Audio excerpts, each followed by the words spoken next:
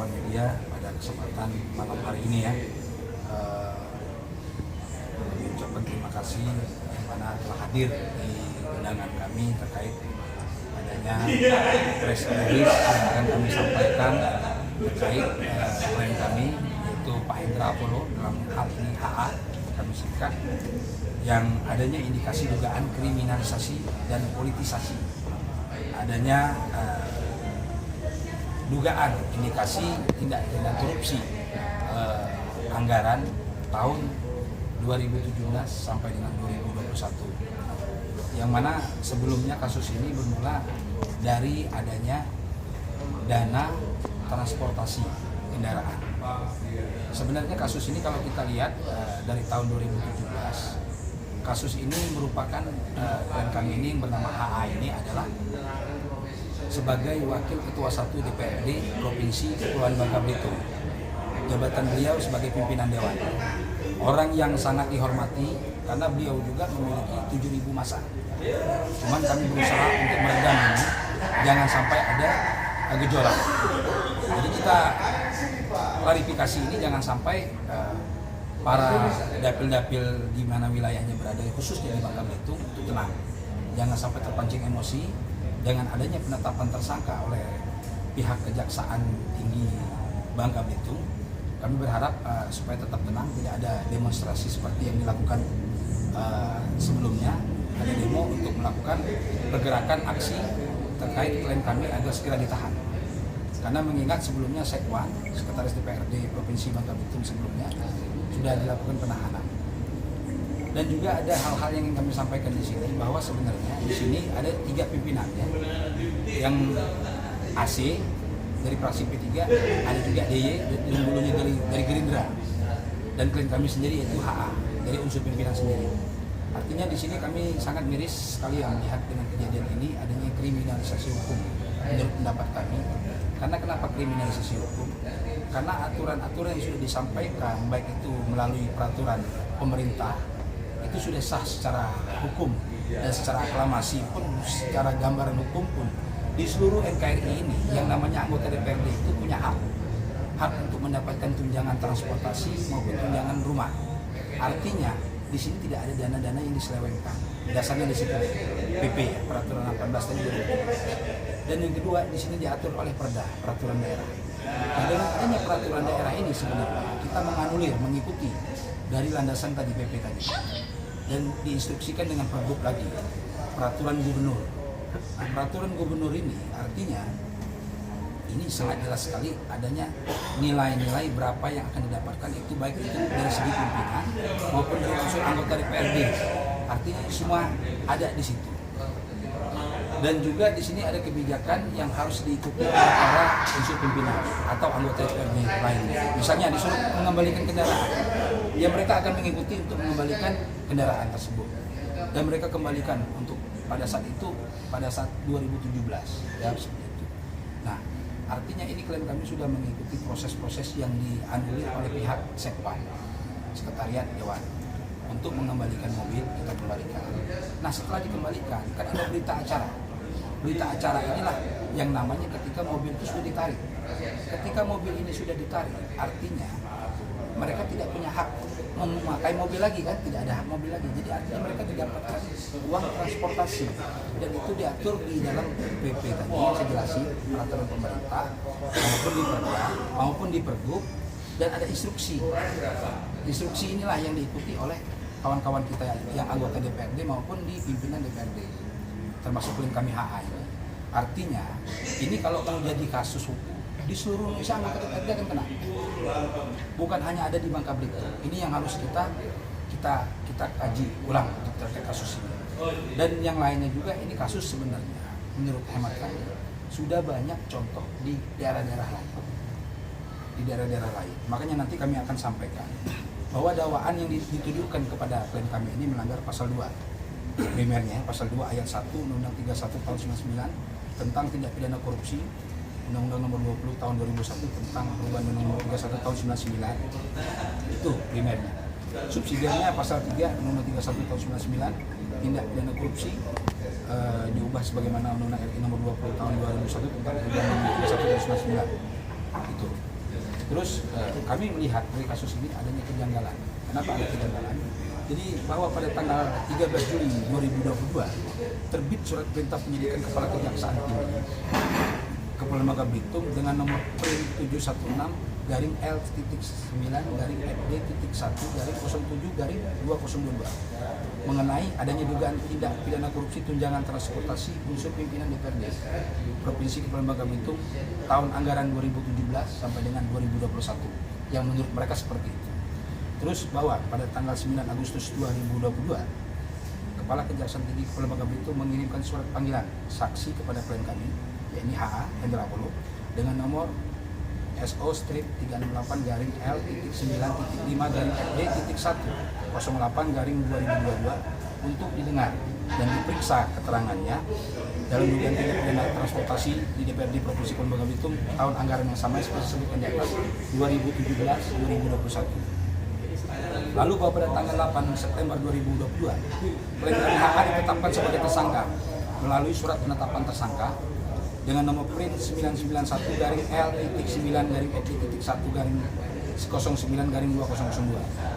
Lalu berdasarkan pada hari yang sama pula, tanggal 8 September 2022, ini dengan hari yang sama nih, Kejaksaan Tinggi Kepulauan Bangka Belitung mengumumkan secara masif melalui media massa tentang status tersangka terhadap klien kami secara besar-besaran. Jadi artinya mereka menyatakan bahwa Kejaksaan Tinggi Bangka Belitung telah mempunyai 2 alat bukti secara langsung. Hal ini menyampingkan, menurut kami hal ini menyampingkan ajas-ajas umum pemerintahan, menyampingkan ajas dasar hukum, yaitu ajas praduga tidak bersalah, yang menginginkan agar setiap orang itu menjalani perkara tetap dianggap sebagai tidak bersalah sampai dengan adanya putusan pengadilan yang berkekuatan hukum yang menyatakan kesalahannya. Artinya kita harus tunggu inkrah dulu. Itu yang menurut kami kalau menetapkan seseorang itu.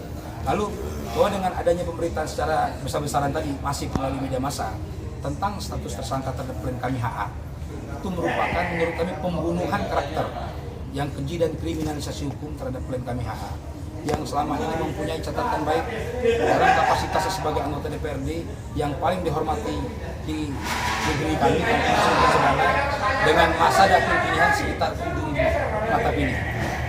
Lalu bahwa pada tanggal 13 September 2022 klien kami HA telah menandatangani berita acara.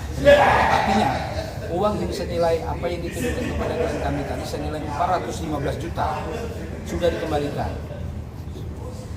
Dan ini murni, ya, murni uang tersebut hak dari klien kami yang sudah diatur dari peraturan perundang-undangan berdasarkan pergub maupun perda. Artinya ini bukan uang yang dimaksudkan gratifikasi atau SPPD fiktif atau main proyek. Itu yang kita terangkan. Artinya ini memang murni hak klien kami. Namanya uang transportasi hak dari kami. Jadi dikembalikan. Karena klien kami mempunyai itikat baik, dikembalikan uang tersebut. Lalu dengan dasar penyitaan itu pula menjadi dasar mereka untuk dijadikan alat bukti. Padahal kalau menurut kita kan itu bukan penyitaan, itu hak murni dari hasil dari uang transportasi tunjangan dari klien kami yang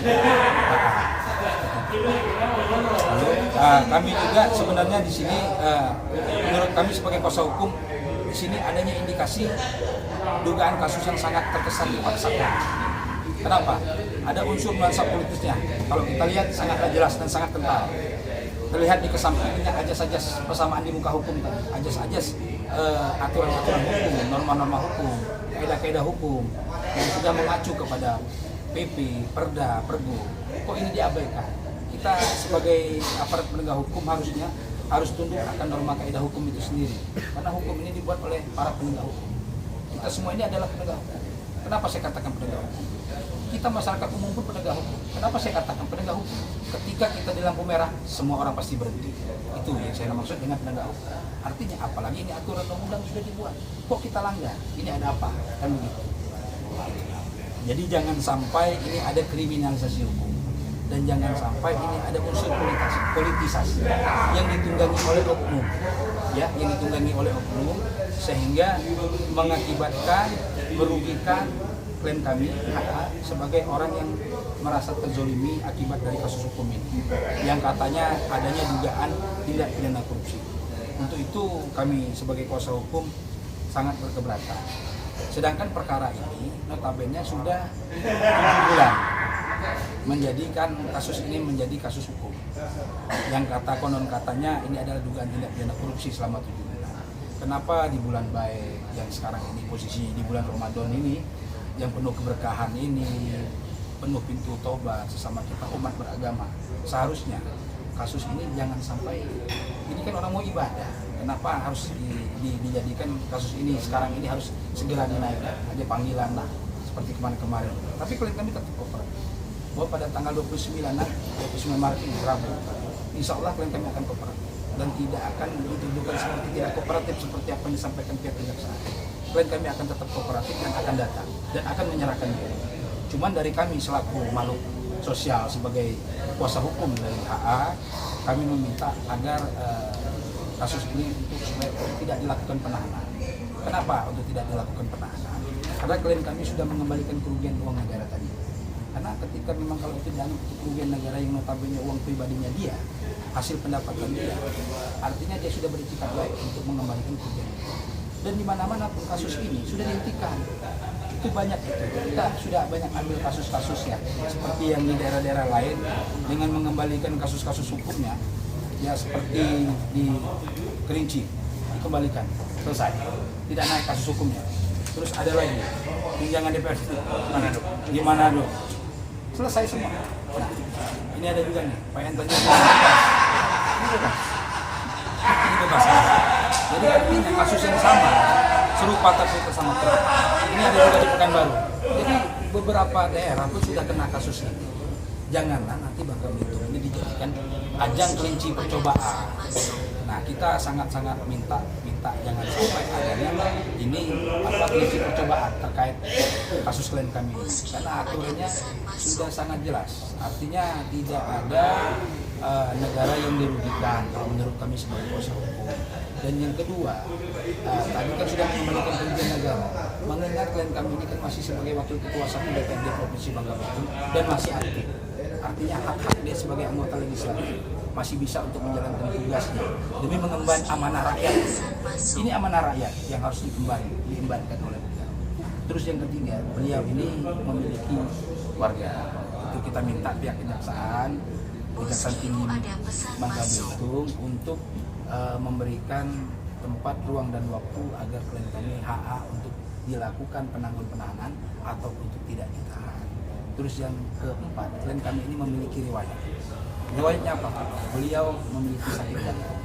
Artinya ini kita secara kemanusiaan, artinya kita mempunyai sisiologis hukumnya lah. Artinya agar jangan sampai klien kami dilakukan penahanan. Dan sudah dipasang ring seperti itu ya yang kami dapatkan informasi. Memang itu nyata. Nanti kita akan kirimkan juga, nanti kita tanggal 29 Maret rekam medis apa segala macam kita akan melakukan itu untuk mengajukan permohonan untuk tidak ditahan. Semoga dalam hal ini kita juga minta tolong ya terkait kasus yang menimpa klien kami HA ini agar pihak KPK dalam hal ini melakukan pengawasan. Jangan sampai ada intimidasi dari oknum-oknum yang tidak bertanggung jawab terkait klien kami. Dan kedua, kita minta kepada Jamwas Kejaksaan Agung agar untuk mengawasi dan mengontrol oknum-oknum yang ada di Kejaksaan Tinggi Bangka Belitung. Karena kita melakukan pemberitaan ini karena kami sangat miris sekali kasus ini. Karena ada terkesan tirensius sekali kasus ini. Adanya kriminalisasi hukum, adanya penzoliman hak hukum terhadap klien kami yang notabene kasus ini sebenarnya bukanlah suatu perkara yang harus diadili di pengadilan. Cukup dengan kalaupun memang itu salah, cukup dikembalikan seperti negara lainnya, terselesaikan dengan hukum. Tapi ini kenapa dengan di Bangka Belitung masih terjadi kasus ini, masih tetap dinaikkan kasus ini hingga akan bermuara ke pengadilan, hingga akan mengorbankan kawan-kawan yang lain untuk mengadili perkara ini, termasuk pengadilan. Kan jadi mereka harus menggali kasus sebetulnya apakah benar kasus ini korupsi atau tidak. Namun menurut hemat kami, karena ini memang uang haknya dari klien kami penerima uang transportasi dan berdasarkan aturan-aturan tadi yang sudah kami jelaskan tersebut di atas, ini bukanlah merupakan uang tindak pidana korupsi, tapi ini murni merupakan hak dari honorarium atau gaji mereka yang telah diterima dari bendahara melalui rekening mereka. Artinya ini sangat jelas bukan uang dana gratifikasi, bukan uang dari SPPD Pertip, bukan dari uang dana proyek suap atau apalah. Jadi itu. Jadi mungkin itu yang dapat kami sampaikan pada kesempatan malam hari ini. Lebih kurangnya kami minta maaf. Semoga dari pihak Kejaksaan Tinggi Provinsi Bangka Belitung bisa menerima permohonan kami secara terbuka ini untuk menangguhkan klien kami. Seandainya Rabu ini akan terjadi penahanan, kami mohon untuk tidak ditahan atau setidaknya melakukan penahanan luar atau tahanan. Wabillahi taufiq wal hidayah. Wassalamualaikum warahmatullahi wabarakatuh. Jadi jangan sampai mereka punya anak, punya keluarga yang butuh kasih sayang di hari baik bulan baik ini jadi terpecah-pecah memikirkan kasus itu. Dan saya rasa begini juga, Bang, ada indikasi tunggangan nuansa politis dari oknum-oknum yang tidak bertanggung jawab. Karena kita paham ini nuansa politis, zaman politik, tahun politik, kita sangat mengerti itu. Berarti ada yang ingin menggesek-gesek mereka ini dengan cara yang kurang baik. Berarti yang dikembalikan itu adalah merupakan tunjangan ya? Tunjangan hak ya? Artinya kan tidak bisa dikategorikan menjadi sebuah penyalahgunaan gitu, kalau itu menjadi sebuah. Nah, ada pembelaan sendiri nggak dari kuasa hukum untuk tidak dikembalikan gitu? Ya sebenarnya ini kan untuk tidak dikembalikan ini kan karena mereka meminta dikembalikan. Kita menghormati sebagai orang yang taat hukum. Orang yang taat hukum ini kan artinya sama lah kita penegak hukum. Tadi seperti saya jelaskan di luar sebelum tadi kan. Kita kalau diminta mereka suruh mengembalikannya kita kembalikan. Kalau memang uang itu dianggap itu sebagai uang yang bermasalah dengan hukum. Tapi kita akan buktikan nanti di pengadilan apakah uang ini akan jadi masalah hukum atau tidak. Seperti itu. Artinya tuntutan dari kejaksaan sendiri terhadap saudara HA itu sebenarnya sudah lengkap ya. Pengembalian ini artinya kan sudah dikembalikan kerugian negara. Artinya kok bisa dinaikkan ke ya makanya kerugian negaranya yang mana lagi kalau memang ada kerugian negara. Jadi kalau kita makanya dugaan inilah yang harus kita kaji ulang nanti di pengadilan. Apakah benar terdakwa atau tersangka ini klien kami HA ini melakukan kesalahan. Nah, ini harus dibuktikan dengan pembuktian di pengadilan. Dan kami pun akan membuktikan nih bahwa uang ini murni uang transportasi, hak dari klien kami. Jadi tidak ada rekayasa hukum atau kami berbuat. Kecuali klien kami ini terima duit suap, kecuali SPPD perjalanan dinasnya 3 hari, jalan cuma 1 hari, berarti ada kelebihan 2 hari, itu kena, saya bilang. Apalagi gratifikasi misalnya. Ini kan tidak, ini murni uang transportasi yang sudah diatur oleh peraturan pemerintah nomor 18 tahun 2017 berdasarkan Pergub 50, berdasarkan Perda 9 tahun 2017, ada juga surat perubahannya nomor 18 2021, perubahan besaran nilainya. Jadi di sini sudah sangat tersusun rapi. Dan ini kan anggaran ini kan sebenarnya sudah disahkan ini sudah diperiksa beberapa kali oleh BPK, tidak ada temuan. Yang berhak memeriksa keuangan ini adalah BPK untuk memeriksa apakah uang ini ada kerugian negara atau tidak. Bukan BPKP seperti itu, bukan mereka. BPKP hanya untuk kewenangan audit termasuk SPK. Tapi kewenangan untuk memeriksa apa kerugian negara itu ada BPK. Itu ada aturannya nanti. Kami tidak bisa buka di sini karena ini rahasia kami sebagai kuasa. Jangan sampai ilmu kami diambil nanti bahaya, gitu kan. Ya, jadi tidak semuanya harus kami goreng di sini. Ada sekarang masih penyidikan gimana? Kalau sekarang sudah dalam pemeriksaan tersangka, yang mungkin Rabu ini kita tidak tahu ya apakah ditahan atau tidak. Cuma tadi seperti yang kami sampaikan bahwa kami minta agar pihak Kejaksaan Tinggi Provinsi Bangka Belitung dalam hal ini memberi kesempatan kepada klien kami. Silakan kasus hukum ini itu diperiksa, tapi kami mohon untuk jangan ada penahanan atau jangan ada tahanan rumah atau dialihkan status tahanan sebaliknya, tahanan rumah atau tahanan luar. Artinya persidangan yang sekarang berkembang berarti mendahului gelar perkara berarti Bang? Bukan mendahului gelar perkaranya sudah, kan bukti sudah sesuai 184 menurut dari pihak Kejaksaan ini mereka sudah memiliki 2 alat bukti yang cukup. Artinya dengan adanya alat-alat bukti ini kan artinya termasuk saksi, termasuk bukti surat, termasuk bukti-bukti lainnya mungkin sudah dipersiapkan mereka. Cuman menurut kami sebagai kuasa hukum ini masih terlalu dini dan terlalu masih prematur. Kalau menurut kami sebagai kuasa hukum, karena ini masih bertentangan dengan ajas-ajas umum pemerintahan yang baik untuk menetapkan seseorang sebagai tersangka. Disampaikan berapa yang dirugikan minimal? Kalau dari 3 orang unsur pimpinan ini, total yang dituduhkan kepada 3 orang ini 2,4 miliar. Untuk klien Abang sendiri? Kalau dari klien kami sendiri sekitar dari mulai 2017 sekitar Kalau kita hitung dari haknya itu sebenarnya kita nggak tahu ya ininya berapa. Kita lihat. Tapi kalau kami sudah mengembalikan kerugian negara sekitar 415 juta. Dan uang ini sampai hari ini masih mengalir. Gitu. Uang ini tidak bisa dihentikan karena masih masuk ke rekening gaji. Coba gimana menghentikannya? Karena mereka juga dari bendahara juga. Ini instruksi dari pimpinan, mereka tidak berani menyetop uang ini. Uang ini sudah jelas diatur, alurnya sudah diatur. Karena hak ya.